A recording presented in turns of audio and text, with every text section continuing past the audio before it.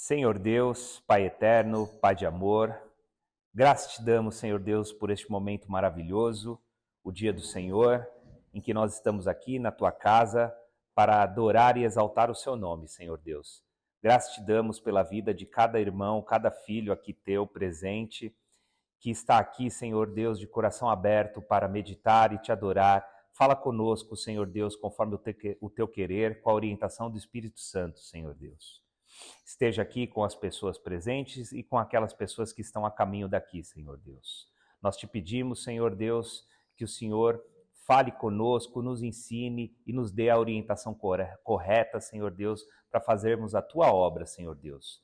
Para tranquilizar os nossos corações, ó Pai, e para que nós tenhamos a certeza de que com o Senhor tudo dará certo, tudo correrá conforme o teu querer. É o que te peço, em nome de Jesus, o nosso Senhor e Salvador. Amém. Irmãos, vamos para a nossa meditação nessa manhã. Abrir o Evangelho de João, capítulo 14.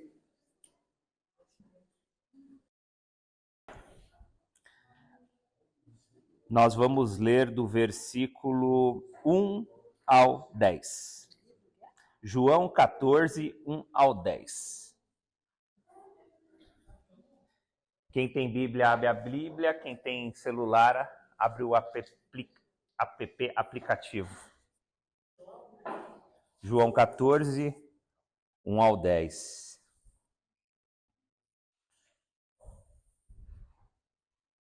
Todos acharam?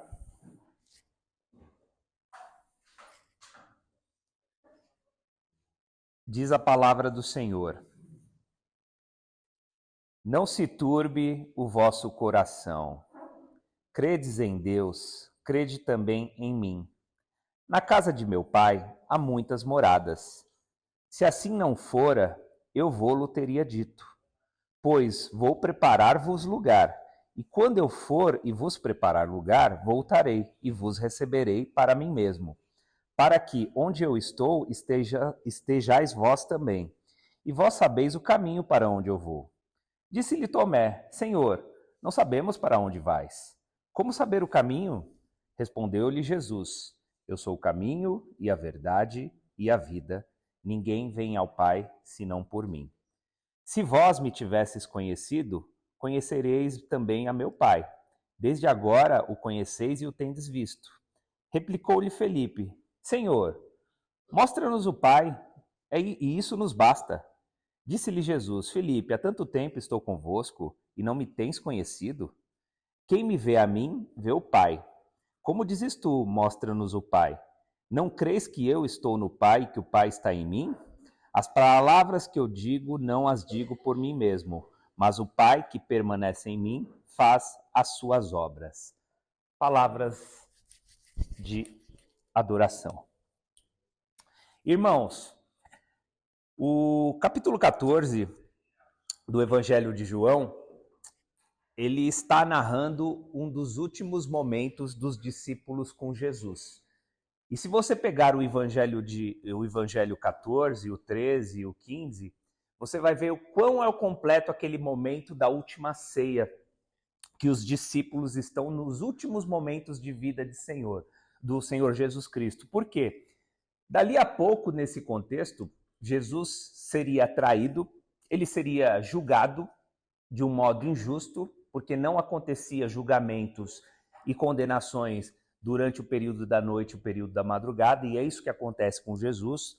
Levam ele de um lado para o outro. Se você pegar, existe um estudo que eu fiz uma vez, e está lá, um dia a gente, se puder, a gente estuda, o quão bagunçado foi esse julgamento, de um não querer julgar, levado para o outro falar que não é da competência territorial dele, a competência judicial, traz de volta, não julga, vai para outro. E assim, foi um julgamento totalmente, do ponto de vista humano, ilícito, né? Cheio de erros, seria nulo. E é esse o contexto. E se você catar os capítulos 13, 14 e 15, você vai ver que nessa última ceia, nos últimos momentos que os discípulos estão com Jesus, o tanto de ensinamentos que Jesus trouxe ali. Sabe aquela história, os 45 do segundo tempo? Não que estivesse atrasado, mas que era para passar naquele momento final. E este que se chama aqui por uma questão didática, foi intitulada Jesus Conforta os Discípulos, ele tem um ensinamento muito especial para nós, que eu queria compartilhar com os irmãos nesta manhã, que é sobre viver pela fé. Isso está embutido nesse capítulo 14 de uma forma assim muito grande, né? Judas, aqui no contexto, você vai ver no capítulo 3 que ele já tinha saído e Jesus está com os 11 discípulos. E nessa situação, ele vira para os discípulos e os discípulos estão ali preocupados, porque Jesus evidencia que ele não vai estar mais junto com eles. Então ele vira, vocês estão preocupados, eu não vou estar mais aqui com vocês, eu vou ser morto. Não fiquem com o coração apertado, não fiquem sem esperanças. E daí tem uma série de perguntas.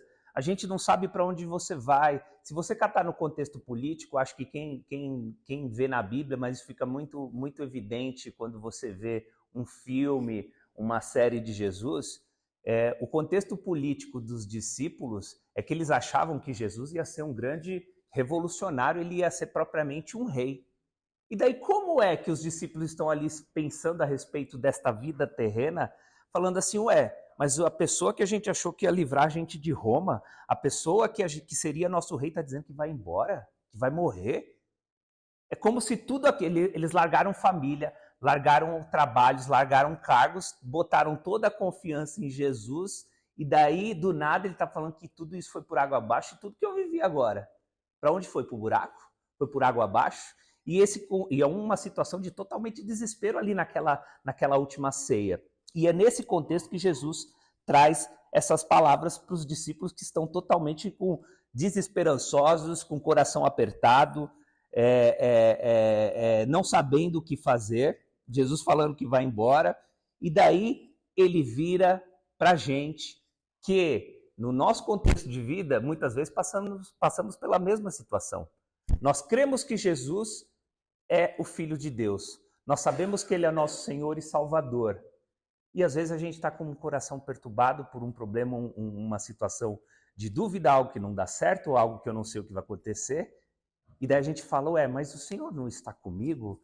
Não era para eu estar calmo, em paz? Onde que está esse viver pela fé, que é o que Jesus está falando para os discípulos naquele momento? E eu gostaria que vocês meditassem, porque Jesus falou comigo nessa semana e eu gostaria que falasse com vocês. Jesus vira para os seus discípulos e fala, não se turbe o vosso coração. Não deixe o seu coração preocupado. Creia em Deus e creia em mim. Creia em Deus, creia em Jesus. Na casa do meu pai há muitas moradas, se assim não for, eu não vos teria dito. Para onde vocês vão, tem muitas casas. Eu estou indo lá preparar. Não fiquem preocupados que eu não vou estar aqui. E daí vem Tomé. E quem conhece Tomé sabe que Tomé é o exemplo daquele que precisa ver para acreditar. Muitas vezes nós somos Tomé, né? E ele fala, Senhor, nós não sabemos para onde você vai. Como saber o caminho? E daí Jesus diz aquela resposta maravilhosa que eu sou o caminho, eu sou a verdade, eu sou a vida, ninguém vem ao Pai senão por mim. Né? E daí Jesus responde dessa forma, se vocês tivessem me conhecido, vocês também teriam conhecido o Pai.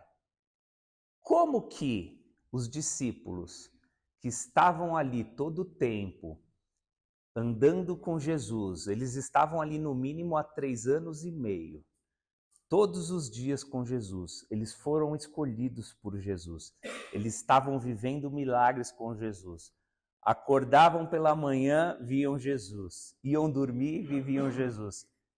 Como que esses discípulos não conheciam Jesus e não conheciam o Pai? Olha o que Jesus respondeu quando Tomé pergunta sobre onde ele vai.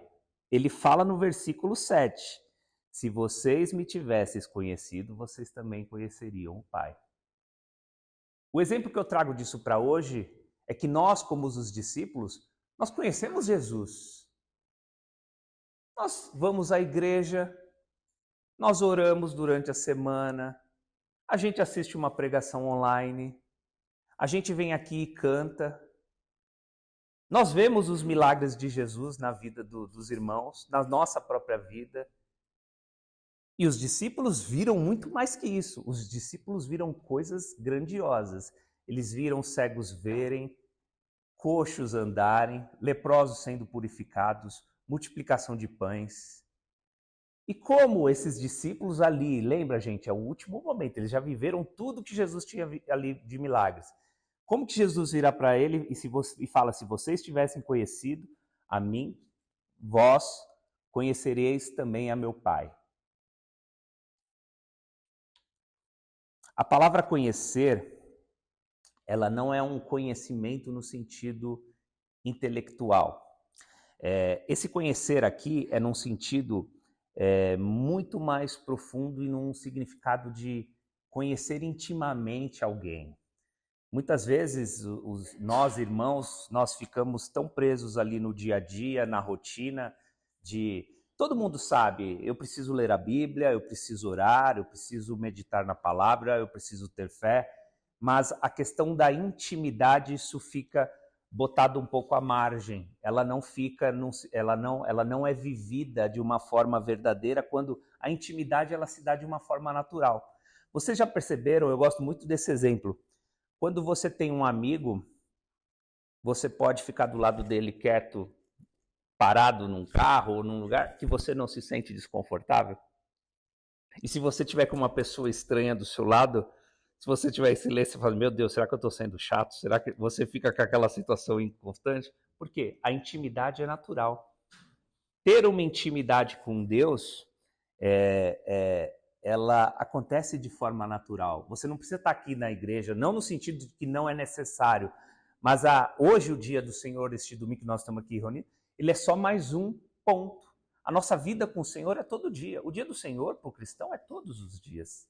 A minha intimidade com Deus, eu estou no ônibus, eu estou orando, eu estou trabalhando, eu estou orando. Se eu tiver um tempo ali, você pode ler um versículo, mas óbvio, nada substitui aquele momento de intimidade do fecha o seu quarto.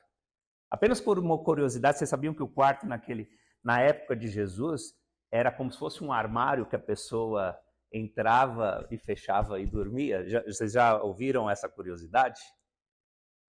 Quando fala entra no teu quarto, o que eu entendo desses historiadores que falaram isso se fecha ali no mais íntimo ali de onde você pode ficar. Óbvio que o quarto hoje, graças a Deus, a gente tem quarto maior, né? Mas se fecha no seu íntimo, né? Então, esse conhecer a Deus que eu vejo aqui é algo além da religião, né?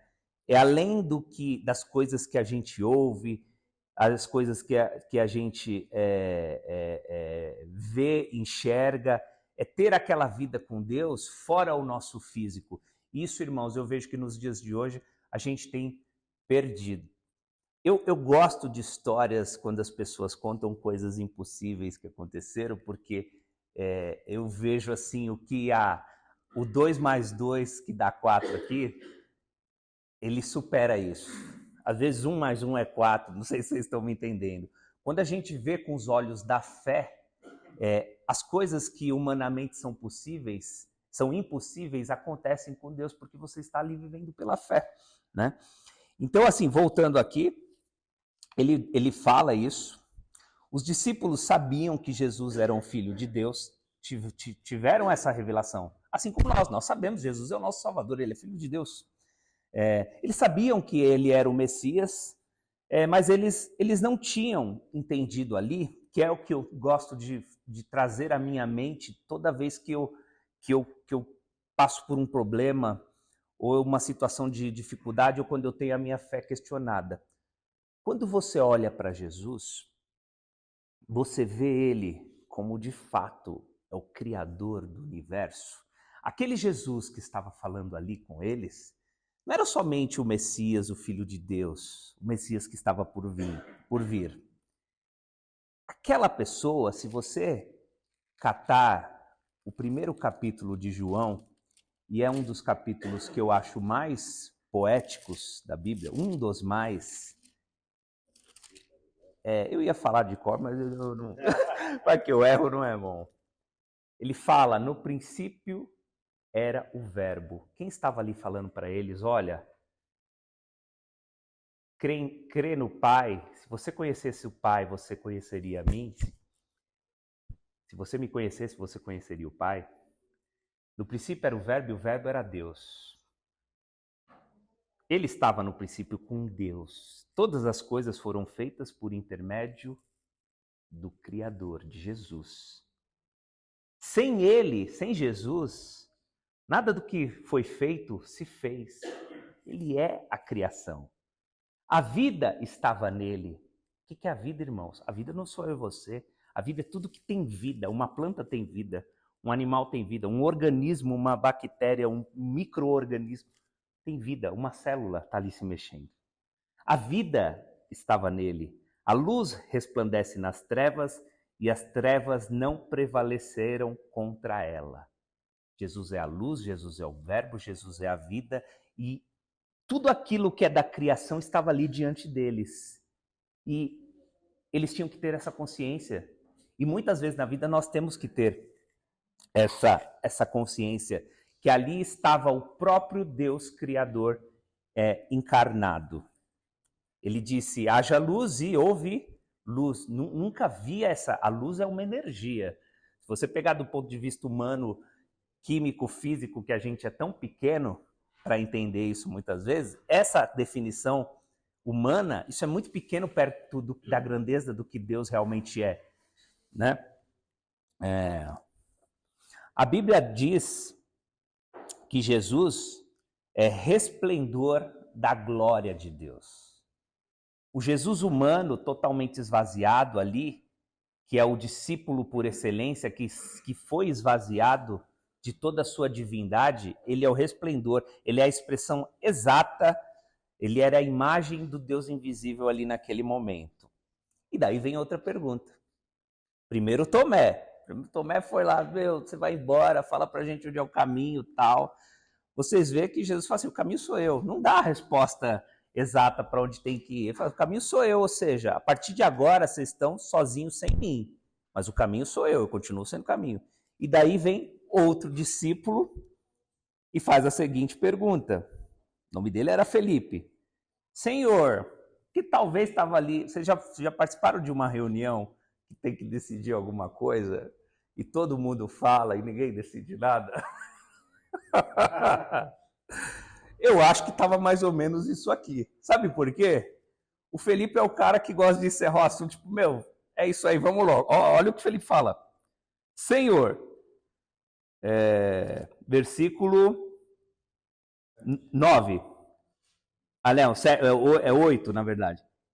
Replicou-lhe Felipe, respondeu, mostra-nos o Pai, isso basta. Felipe chegou naquela discussão e falou, Jesus, mostra pra gente Deus e tá tudo certo. Isso basta, isso é suficiente, não precisa ficar explicando que isso é caminho, nada. E daí, você entendeu a situação? E daí Jesus fala, Felipe, há tanto tempo eu estou convosco e você não tem me conhecido? Ele falou, não tem essa de mostrar o Pai. Eu sou o Pai, eu sou o Criador, eu estou aqui com vocês. Nesse contexto, quando ele responde Felipe,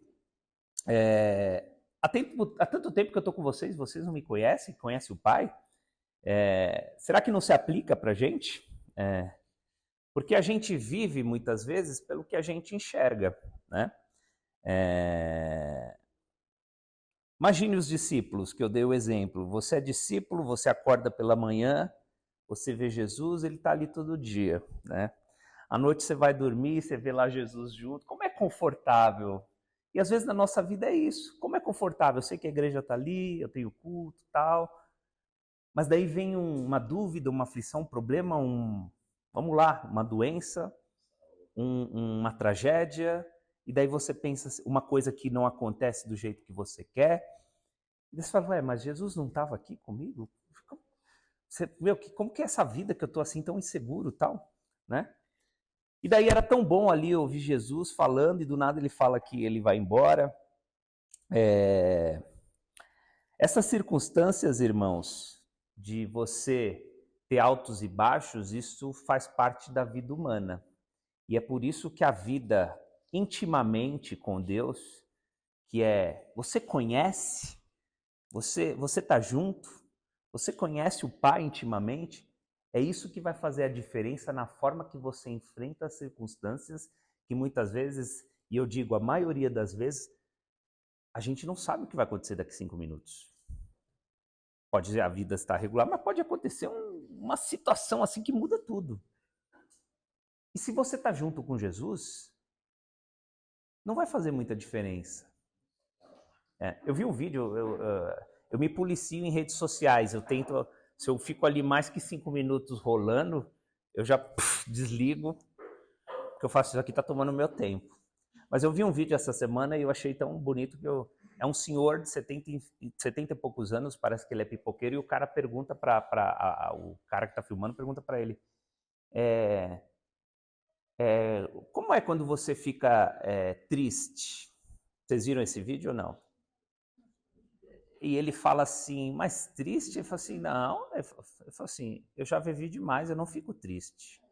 Ele falou, como que eu vou ficar triste se eu tenho Deus todo dia na minha vida?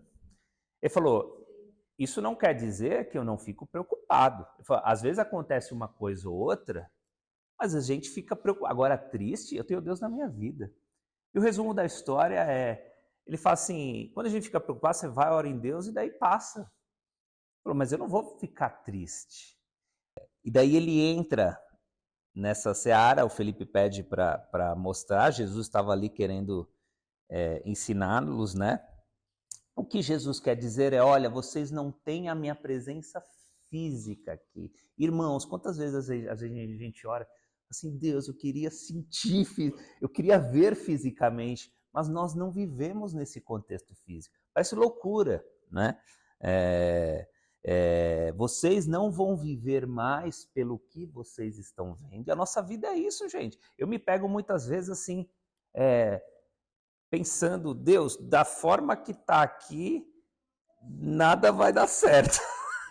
Eu gosto muito de usar exemplos do meu trabalho, mas a vida é mais que isso. A vida são situações com a nossa família, com os nossos pais, com nossos irmãos, com nossos amigos. Eu não sou pai ainda, mas eu acredito que quem é pai tem os seus próprios filhos ali, você vivencia os problemas, as dificuldades, os desafios juntos. E nós somos carne, um pai e uma mãe é um pedaço. Você vê seu filho sofrendo, um pai e uma mãe acredito que sofre junto. E daí você fala assim, meu Deus, eu queria ver. Mas por que você quer ver? Não é você que está no controle. Você não está no controle de nada. Você não vai viver, você vai viver pela fé. Eu gosto de falar, crer no invisível. Você já viu? O que Jesus está dizendo aqui é nada mais do que a gente já ouviu isso. A nossa vida não é pelo que a gente vê, né? A nossa vida é por aquilo que a gente não enxerga, né? A ideia central aqui, irmãos, do capítulo 14, que eu digo sempre é crede, creia.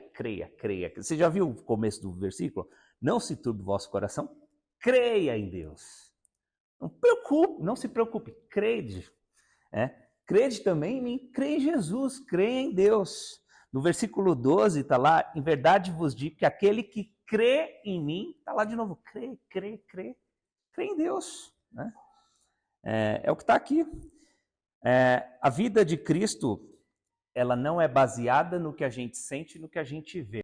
A ideia aqui, irmãos, é pensar em viver pela fé, mas que isso está ligado a buscar uma intimidade com Deus e crer quem é o Senhor. Que os olhos humanos, muitas vezes as circunstâncias vão dizer, isso aqui não está certo, a gente não vive pelo que os outros dizem, pelos que os outros falam, pelo que a gente enxerga. Né? Pastor Ricardo, até essa semana eu estava com um problema na empresa, eu orei a Deus, mas o pastor me mandou uma mensagem, falou assim, você faz a abertura do bico? Foi, pastor, ora por mim e tal.